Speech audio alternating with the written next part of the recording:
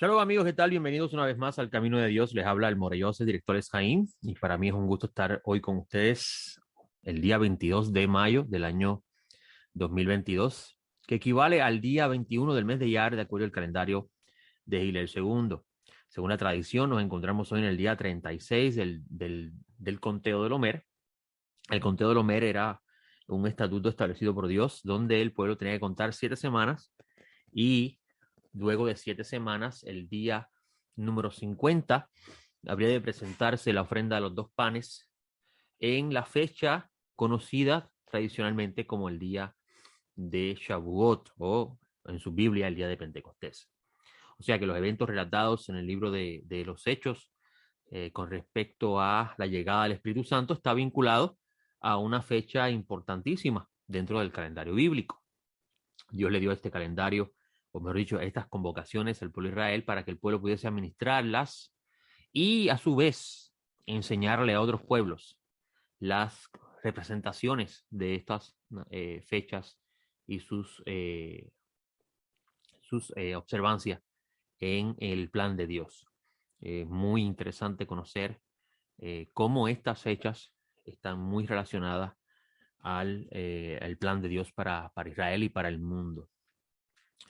Y pues nosotros seguimos esa línea de pensamiento, seguimos la doctrina de los apóstoles. Por ejemplo, usted va a encontrar en Colosenses que Pablo de Tarso dice a los gentiles que en ese tiempo, por causa del gobierno romano, no podían observar esas fiestas, observar esas fechas y hacer las prácticas de los preceptos como estaba establecido en la Biblia para el pueblo de Israel, por razón de la concesión, o mejor dicho, el culto imperial, mejor dicho.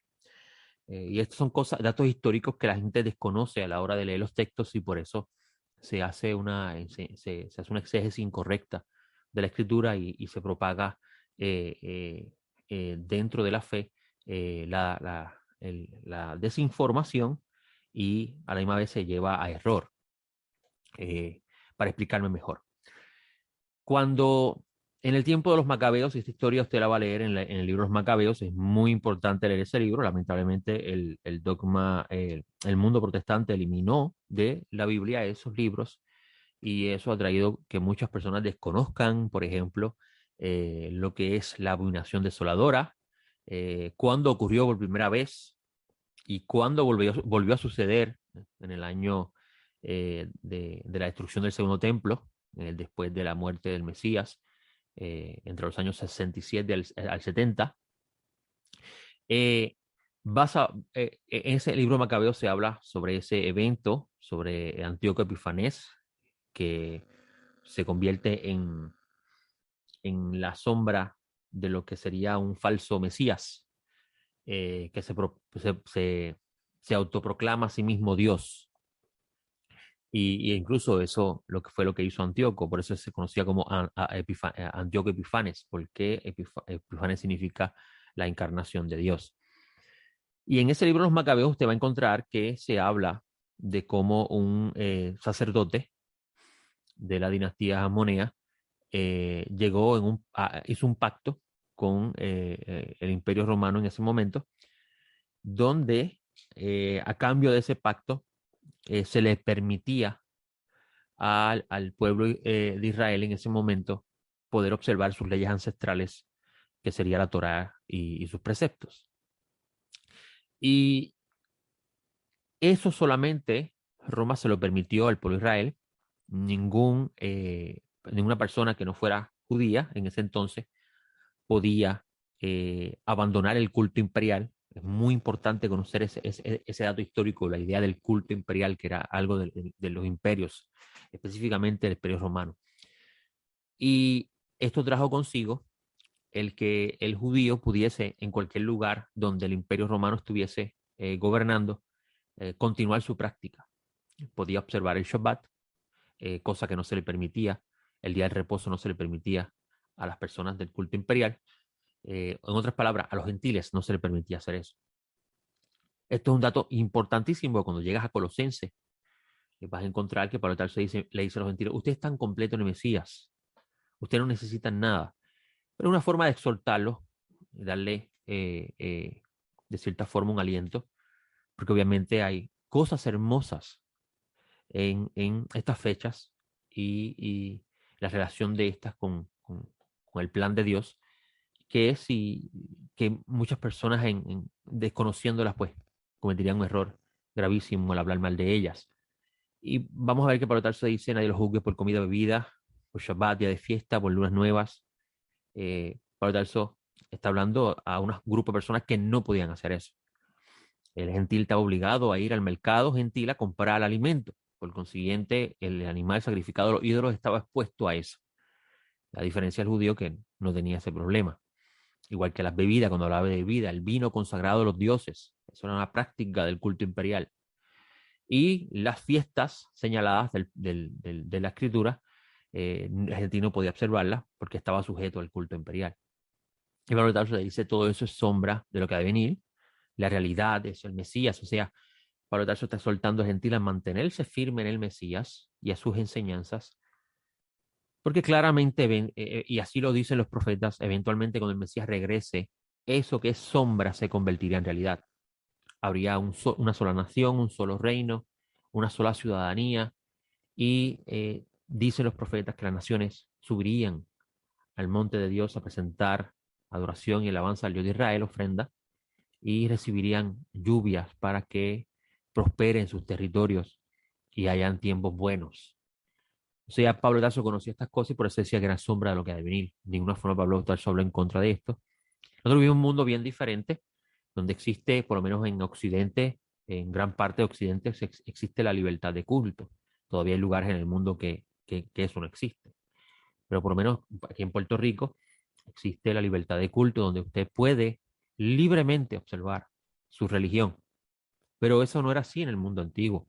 Y por eso es muy importante conocer la escritura de la perspectiva de sus autores y del tiempo donde se escribe. El desconocimiento de esto nos lleva muchísimo al error.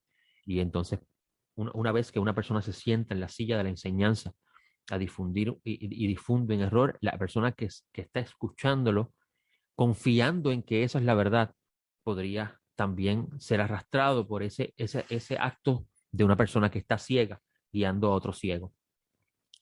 Así que cuando llegue esa fecha, de acuerdo al calendario de Gil II, hablaremos un poco más del día de Pentecostés y la importancia que tiene para todos nosotros que estamos en el Mesías, recordar la relación que tiene el Sinaí y la ley escrita en tablas con Jerusalén en los días de los apóstoles y la ley escrita en los corazones. Hay una gran relación entre ambos, incluso ese es el misterio del pacto, del nuevo pacto, y esa es la idea del el Espíritu Santo o el Ruach HaKodesh, el Espíritu de Santidad. Hay diferentes formas de leer la palabra Ruach HaKodesh. Algunos leen Espíritu Santo, otros dicen el Espíritu del Santo, pues es el Espíritu de Dios, y otros dicen el Espíritu de Santidad, porque se entendía que la persona que recibía el Espíritu de Dios estaba siendo impulsado a caminar en la santidad de Dios. Y Dios habla sobre esto en los profetas de cómo Él daría su espíritu para que anden en sus caminos y en sus preceptos. Por eso es que nuestro ministerio cree firmemente que tiene que haber una evidencia eh, eh, visual ante nuestros ojos de la transformación que trae el don del Espíritu en una persona que confiesa la fidelidad hacia el Mesías y cree en la resurrección de los muertos. Esto es muy importante, lo vemos en la historia de Cornelio, lo vemos en la historia que los apóstoles presentan y está sustentado en los profetas. Los apóstoles no creían que recibir el don del Espíritu Santo era simplemente profetizar o hablar en lenguas, como algunos piensan. Eso es parte, como dice Pablo de Tarso, de la ayuda que Dios envía a través del Mesías por el don del Espíritu para ministrar al cuerpo, para ayudar al que el cuerpo mesiánico, el cuerpo del Mesías, se prepare para lo que ha de venir, para el reino que ha de venir, se vista de las vestiduras adecuadas para que puedan ellos alcanzar la gloria del Mesías, como está escrito en las enseñanzas de Pablo de Tarso. Pero eso es parte de ese proceso, pero ¿cuál es la intención original de la recepción del don del Espíritu Santo? Ahí es donde tenemos que corregir esa idea. Y la respuesta a esto se va a encontrar en los profetas. Por ejemplo, vas a encontrar en los profetas cómo Dios le habla al pueblo de Israel, exiliado entre las naciones en ese momento, específicamente en el tiempo del exilio de Babilonia, cómo Dios le habla al pueblo de Israel y les dice a ellos cómo Él los traería de las naciones, los va a limpiar, los va a purificar de sus impurezas. Y dice el versículo 26 de Ezequiel 36, os daré un corazón nuevo, o sea, una transformación en el interior de la persona. Pondré un espíritu nuevo dentro de vosotros y quitaré de vuestra carne el corazón de piedra y os daré un corazón de carne, dice ese versículo. Y dice el 27, y pondré dentro de vosotros mi espíritu. ¿Qué espíritu está hablando ahí? El Espíritu del Santo. Lo que usted conoce como Espíritu Santo, Ruach HaKodesh. En este contexto es el Espíritu del Santo, el Espíritu de Dios. ¿Con qué intención Dios le daría su Espíritu al pueblo de Israel? Y es importante entender este dato profético para luego entender cómo esto aplica a los gentiles que también reciben el Espíritu. Porque es el texto, el fundamento para comprender esto. Dice el versículo 27, y pondré dentro de vosotros mi espíritu. ¿Con qué intención? ¿Cuál es la intención primordial de una persona recibir el Espíritu de Dios? ¿Cuál es la intención? Dice el texto, y haré que anden en mis estatutos y guarden mis preceptos y los pongas por obra. Este versículo es muy importante porque fue el abandono de los preceptos, los estatutos de Dios, o sea, las leyes divinas, lo que causó el exilio del pueblo de Israel. Ayer tuvimos la oportunidad de estudiar la sección Bejar y Bejucotai, aunque no pudimos comenzar Bejucotai. La semana pasada no pude dar la sección Bejar porque tuvo una situación personal que atender, aunque hablé aquí en la emisora de la sección, un poco de la sección. Pero ayer estábamos estudiando Bejar, que es la sección que se encuentra en el libro de Levíticos, capítulo 25, versículo 1, termina el 26:2. Bejar significa en el monte, porque el texto comienza diciendo que Dios le dio esos mandamientos a Moisés, esa instrucción en el monte Sinaí. Y hablábamos en la sección Bejar cómo Dios le ordenó al pueblo de Israel cuando estos entrasen a la tierra y comenzasen a vivir el reino de Dios en ese espacio que Dios iba a consagrar para el pueblo de Israel. Como el pueblo de Israel tenía el deber de observar dos leyes importantísimas que traían consigo restitución y descanso. Restitución para el ser humano y descanso sobre la creación. Es la ley de la Shemitah y el Yobel. Es un acto de justicia divina que Dios traía sobre el pueblo en ese entonces, que iba a convertirse en un modelo y un ejemplo a otras naciones, cosa que no sucedió lamentablemente, y por eso esperamos el reino del Mesías, donde el gobierno de Dios, eso que usted conoce como el milenio, donde todos, judíos y gentiles, estaremos en el Mesías, en el gobierno de Dios en el mundo. Esa idea que se encuentra en el libro de Revelaciones, que los profetas hablan de ella. Esa sería la realización de ese plan de Dios, donde los santos se convertirían en los maestros del mundo. Y vamos a encontrar que en esta sección Bejar se habla de estos dos preceptos importantísimos, la Shemitah y el Yobel, que son actos de justicia y restitución de parte de Dios. ¿Por qué justicia? Porque se está haciendo lo correcto. La justicia es hacer lo correcto. Dios es el que define, mediante sus leyes divinas, qué es correcto y qué es incorrecto.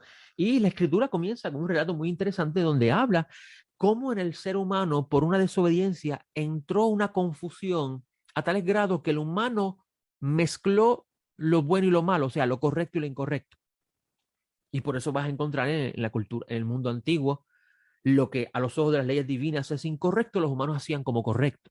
Como por ejemplo vas a encontrar en el territorio cananeo, cómo se pasaban los hijos al fuego por un dios llamado Moloch, un dios del cual surge en la ignorancia del ser humano esa idea, y para colmo los colmos se entrega a un niño en sacrificio a él para conseguir un bien mayor.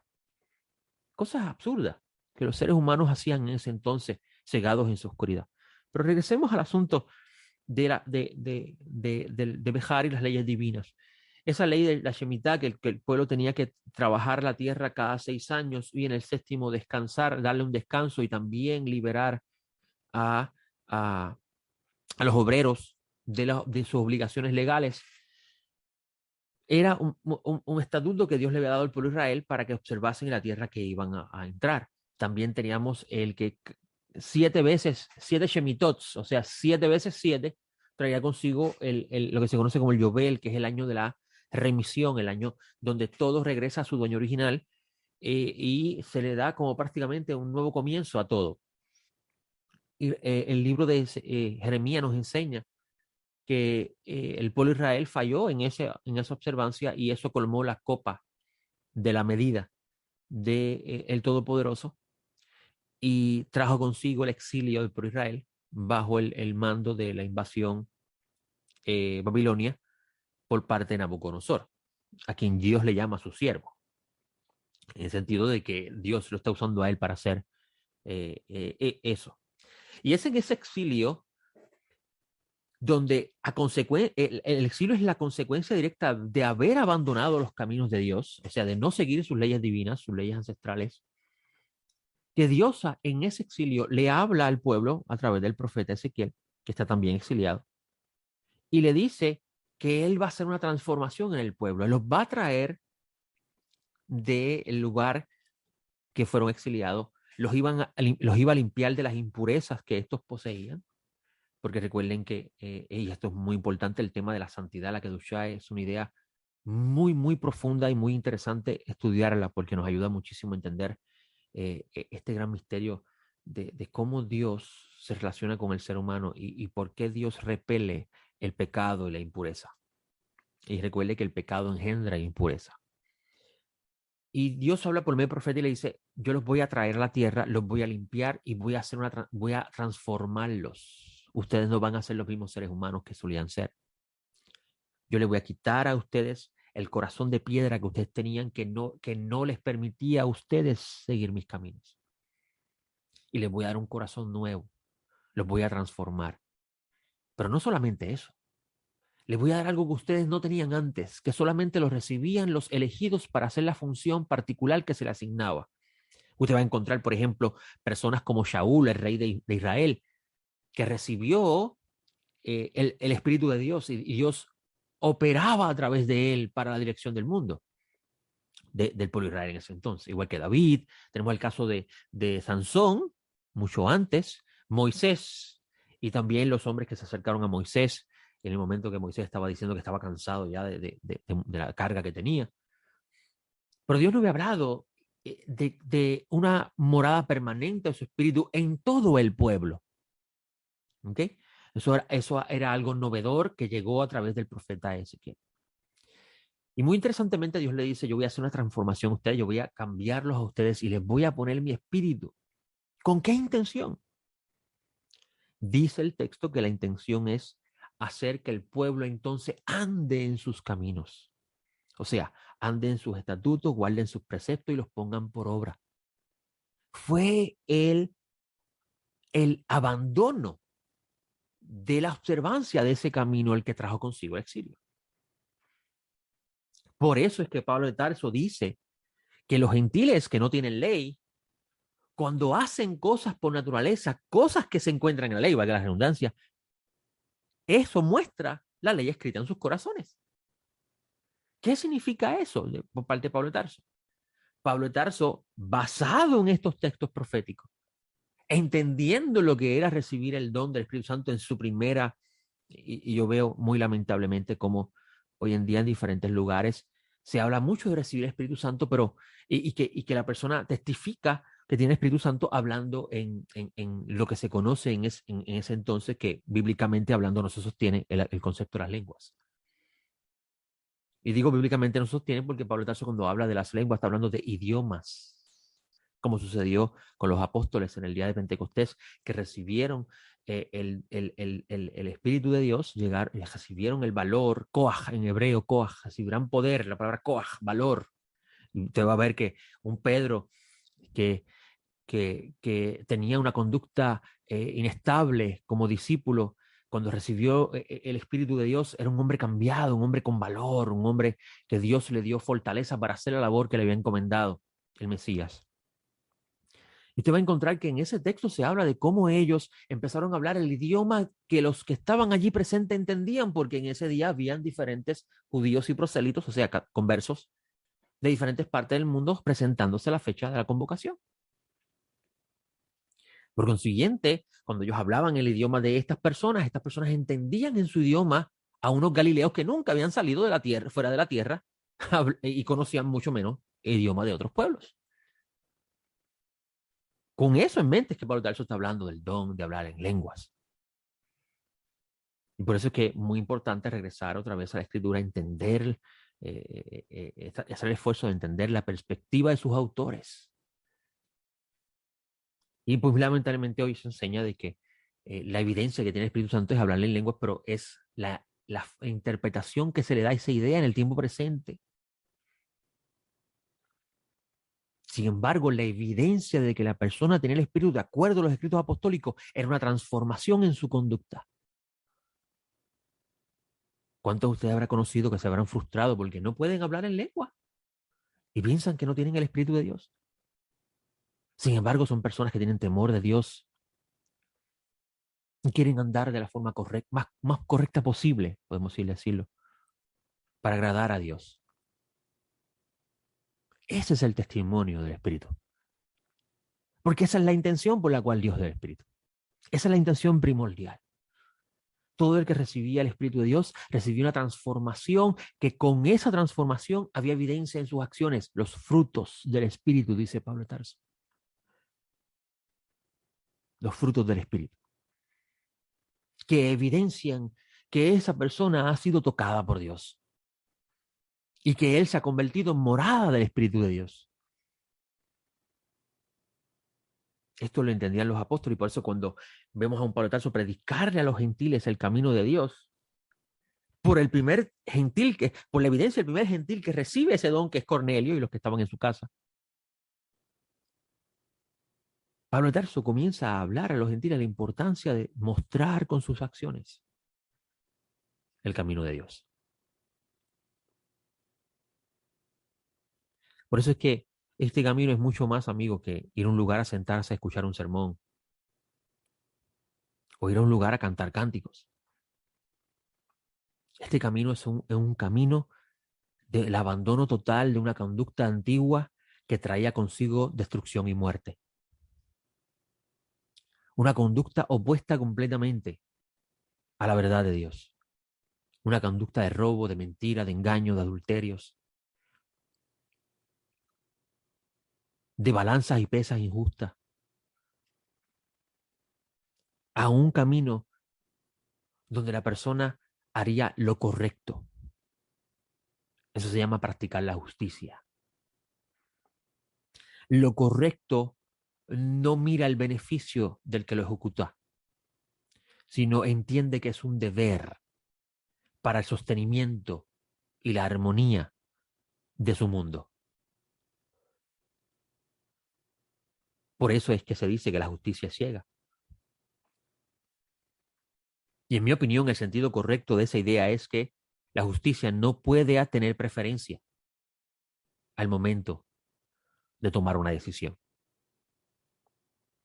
Cuando Dios entregó sus leyes al pueblo de Israel para que estas leyes también pudiesen llegar al mundo y entender y reparar ese daño del árbol del conocimiento, el bien y el mal, que no es otra cosa de llevar al ser humano a entender qué es lo bueno y qué es lo malo, qué es lo correcto y qué es lo incorrecto, qué es lo puro que trae vida y qué es lo impuro que trae muerte.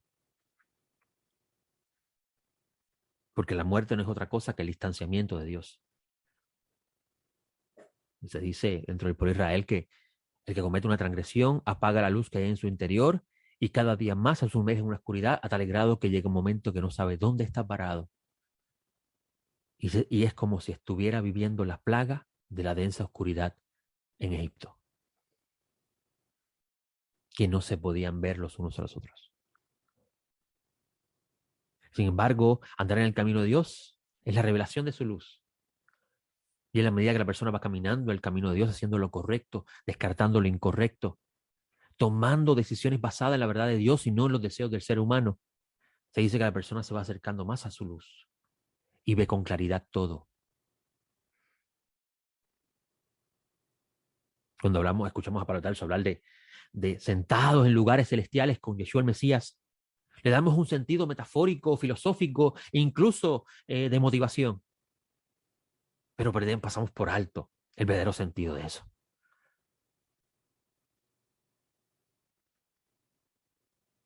Estar sentado con el Mesías en lugares celestiales es comenzar a mirar las cosas desde arriba, desde su fuente, y entender que el camino de la fe es un misterio grande que solamente Dios conoce y lo que nos corresponde a nosotros es hacer lo que Él ha ordenado para nuestro bien. Por eso yo decía la semana pasada que habían cosas que yo no lograba entender y todavía hasta el día de hoy no entiendo. Cuando tú miras el mundo antiguo, los israelitas salieron de Egipto. En Egipto el faraón no les daba un solo día libre en la semana. Trabajaban todos los días. Y cuando llegan al Sinaí y entran a las manos de Dios y se convierten en sus hijos por adopción, porque Dios llama a Israel su hijo, Dios le da dentro de sus leyes divinas un día de descanso. 6 días vas a trabajar, más el séptimo vas a descansar. Y no trabajarás tú, ni tu esposa, ni tus hijos, ni los que trabajan en tu casa, ni los animales de tu hacienda. O sea, se detiene toda labor de creación y de producción. Y yo me pregunto todavía hasta el día de hoy, ¿por qué se habla en contra del día de reposo? Si a fin de cuentas es una bendición tener un día libre, donde no piensas en trabajo y puedes concentrar más el tiempo en las cosas de Dios y en la familia. Pasar tiempo con tus hijos sin la preocupación de un jefe que te diga a ti tienes que cumplir con tus labores. No lo logro entender, y disculpe mi amigo que me está escuchando, pero no lo logro entender. ¿Cómo se habla en contra de eso? ¿Cómo se dice que eso Dios lo abrogó y eso es judío y eso no hay que hacerlo? Eso es una carga. Pues, ¿cómo es posible que podamos decir eso? Que Dios haya dado al ser humano un día libre y eso sea una carga. ¿Sabes por qué decimos eso? Decimos eso porque todavía en nuestro interior gobierna nuestro ego y no Dios. Cuando el ser humano se opone a lo bueno que Dios ha construido y creado para su bien, es porque Él quiere ser Dios y decidir qué es bueno y qué es malo. Todavía no se ha despojado de esa antigua criatura. Por eso hay una lucha entre el Espíritu de Dios y esa persona constantemente en la vida. ¿Cómo es posible que llamemos eso malo? Claro, vivimos en un mundo muy diferente, porque eventualmente el cristianismo fue religión adoptada por el imperio y entonces se consagra el día primero de la semana como el día del reposo. Y hoy en Occidente tenemos como herencia ancestral el día sexto, en algunos lugares del Occidente, como un día libre, y también el día séptimo, perdón, y también el día primero. Pero amigo, esas cosas no existían en el mundo antiguo. Tenemos que intentar entender la escritura desde el punto de vista de sus autores y el tiempo donde escribieron. De seguro haremos una enseñanza correcta, una exposición correcta de los textos y nos convertiremos en personas que ven guiando a ciegos para que puedan ver. Yo creo con perfecta fe que estamos viviendo en los tiempos donde el pozo de la sabiduría y el conocimiento de Dios ha sido abierto para que no haya excusa ante la venida del Mesías de no sabía eso. Porque ciertamente cuando hablamos de la novia del Cordero, que es un concepto muy profundo, muy espiritual, para exponerlo así simplemente en unos minutos aquí en este programa, dice la Escritura que ella se viste de vestidura blanca y las vestiduras blancas son los actos de justicia. ¿Qué significa eso? Los actos de justicia. Si la justicia es hacer lo correcto, entonces esas vestiduras blancas sin mancha significa que los santos siempre hicieron lo correcto. Pero ¿quién me dice a mí que es correcto? ¿El hombre o Dios? Porque, repito, a mi papá le enseñaron que ser santo es no tener barba. Sin embargo, yo sigo un Mesías que tenía barba. Moisés tenía barba. Abraham tenía barba. No lo entiendo. Pero bueno, se me acabó el tiempo y con el favor del cielo, la semana próxima seguiré abundando en este y otros temas que se encuentran en la Sagrada Escritura. Le doy gracias a la familia PB por el espacio que me concede y especialmente al Dios de Abraham, Isaac y Jacob por su gran misericordia conmigo, pues me da el valor de poder estar aquí con ustedes todos los domingos y poder exponer las maravillas que se encuentran en su ley. Les hablo el More Joseph y espero en el Todopoderoso que reciban de lo más alto la bendición de una semana en paz y sobre todas las cosas en el camino de Dios. Shalom.